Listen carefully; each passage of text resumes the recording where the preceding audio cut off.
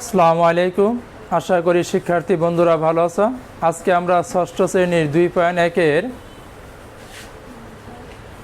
9 এবং 10 নিয়ে আলোচনা করব। হোয়াইট বোর্ডের দিকে লক্ষ্য করো। আমরা আগে প্রশ্নটা লক্ষ্য করি। 550 টাকাকে 5:6 ও 4:7 অনুপাতে ভাগ করো। প্রশ্নকে এখানে দুইটা প্রশ্ন করছে। 550 টাকাকে 5:6 ও 4:7 অনুপাতে ভাগ করো। আমরা এখানে লিখব প্রথম অনুপাত দ্বয়ের সমষ্টি। দুইটা থালি কি লিখব? দ্বয়ের। তিনটা থালি লিখব কত? ত্রয়ের। তাহলে প্রথম অনুপাত দ্বয়ের সমষ্টি 5 + 6 কত আসলো? 11। সুতরাং প্রথম অনুপাতের প্রথম অংশ আমরা 550 টাকার কি লিখব? 11 ভাগের 5 ভাগ হলো প্রথম অংশ। আমরা 11/5 লিখব, 5/11 লিখব। 11 যায় 550 ভিতরে কতবার? 50 বার। এই 50 আর 5 গুণ কত আসলো? 250 টাকা। প্রথম অনুপাতের দ্বিতীয় অংশ আমরা লিখব 550 টাকার কি লিখব? এই যে আমার আসলে 11 ভাগের 6 ভাগ, এটা আসবো দ্বিতীয় অংশ। তাহলে আমরা কি লিখব? 6/11। এই 11 যায় 550 ভিতরে কতবার? 50 বার। এই 50 আর হলো কত? 6 গুণ করে কত আসলো টাকা? 300 টাকা। আবার দ্বিতীয় অনুপাত দ্বয়ের সমষ্টি, এর হলো প্রথম অনুপাত, এর হলো দ্বিতীয় অনুপাত। আমরা লিখব দ্বিতীয় অনুপাত দ্বয়ের সমষ্টি 4 + 7। 4 + 7 কত আসলো? 11। আবার আমরা লিখব দ্বিতীয় অনুপাতের প্রথম অংশ 550 টাকার 11 ভাগের 4 ভাগ। 11 ভাগের 4 ভাগ হলো প্রথম অংশ। 11 যায় 550 ভিতরে 50 বার। আর 50 × 4 কত আসলো? 200 টাকা। দ্বিতীয় অনুপাতের দ্বিতীয় অংশ 550 টাকার 11 ভাগের কত হলো? 7 ভাগ। আমরা 11 যায় 550 ভিতরে 50 বার। 50 আর 7 গুণ কত আসলো?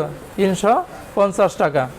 আমরা উত্তর লিখব এইভাবে যে এত টাকা কমা এত টাকা। আবার আমরা কি লিখব? এটা উত্তর ভুল লেখা উঠছে এখানে।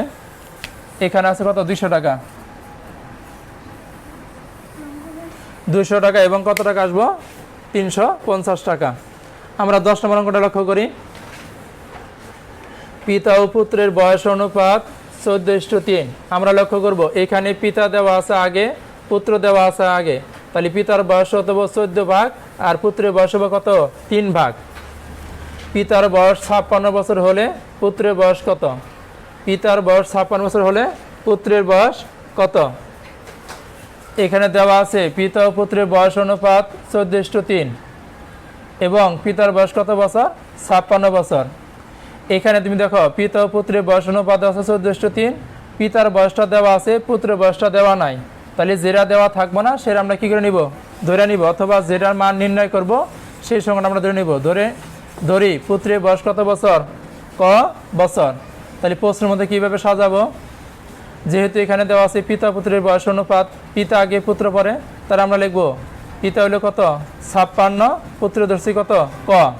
পিতা হইলো 14, ইষ্টু কত হলো? 3। ইষ্টুর প্রথমটা উপরে লিখবো, পরেরটা নিচে। ইষ্টুর প্রথম অংশ উপরে, পরের অংশ কত দিব? নিচে। এবার আমরা এটার সাথে এরা গুণ করব, এই সংখ্যার সাথে এই সংখ্যা গুণ। এটার নাম হলো কি? আর গুণ। প্রথম ভগ্নাংশের হলো হর, দ্বিতীয় ভগ্নাংশের লব। এইভাবে গুণ করার নাম হলো কি? আর গুণ। আমরা এখানে ক রাখবো। 14 কোথায় যাবো? গুণ ফলিশের সংখ্যাতে কোথায় যায়? ভাগ হিসেবে বসে ডান সাইডে যায়।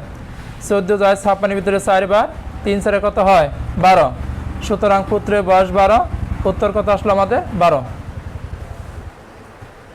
সবাইকে ধন্যবাদ জানিয়ে আজকের ক্লাস এখানে শেষ করছি। আসসালামু আলাইকুম ওয়া রাহমাতুল্লাহ।